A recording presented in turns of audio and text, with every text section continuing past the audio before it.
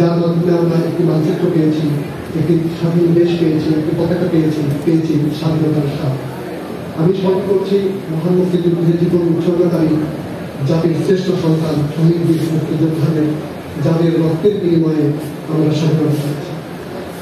আমি স্মরণ করছি মহান মুক্তিযুদ্ধে অংশগ্রহণকারী বীর মুক্তিযোদ্ধাদের, যারা নিজেদের জীবনকে বাজি রেখে আমাদের স্বাধীনতাকে এনে দিয়েছে। আমি স্মরণ করছি মহান মুক্তিযুদ্ধে নির্যাতিত মা বোনদের, যারা আমাদের স্বাধীনতার জন্য নিজেদের সংগ্রাম ত্যাগ করতে বাধ্য হয়েছে। সম্মানিত সুধীমণ্ডলী, আপনারা সবাই অবগত আছেন 28 এপ্রিল জাতীয় আইনগত সহায়তা দিবস। সারা দেশে উৎসবমুখর পরিবেশে এই দিবসটি আজ পালিত হচ্ছে। এই উৎসবের এই অনুষ্ঠানের মূল উদ্দেশ্য হল এই আইনগত সহায়তা আইন যে 2000 সালে প্রণীত হয়েছিল, সেই আইনের বার্তাটি সারা দেশের মানুষের মাঝে ছড়িয়ে দেয়। আমাদের এখানে মূলত বিভিন্ন বিষয়ে আলোচনা হয়েছে। সবশেষে বক্তৃতার একটা সুবিধা হলো সকল বিষয়ই চলে আসে, কাজে এই শেষ বক্তাকে বেশি করে শুনতে হবে।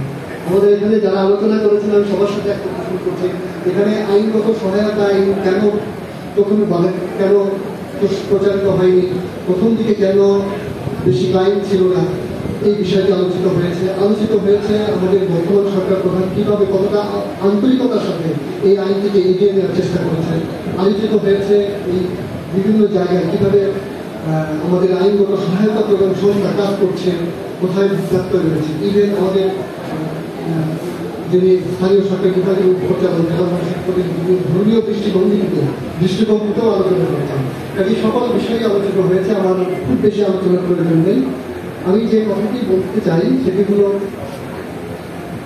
স্বীকৃত, এটাও আলোচিত হয়েছে দরিদ্র একটি দেশ।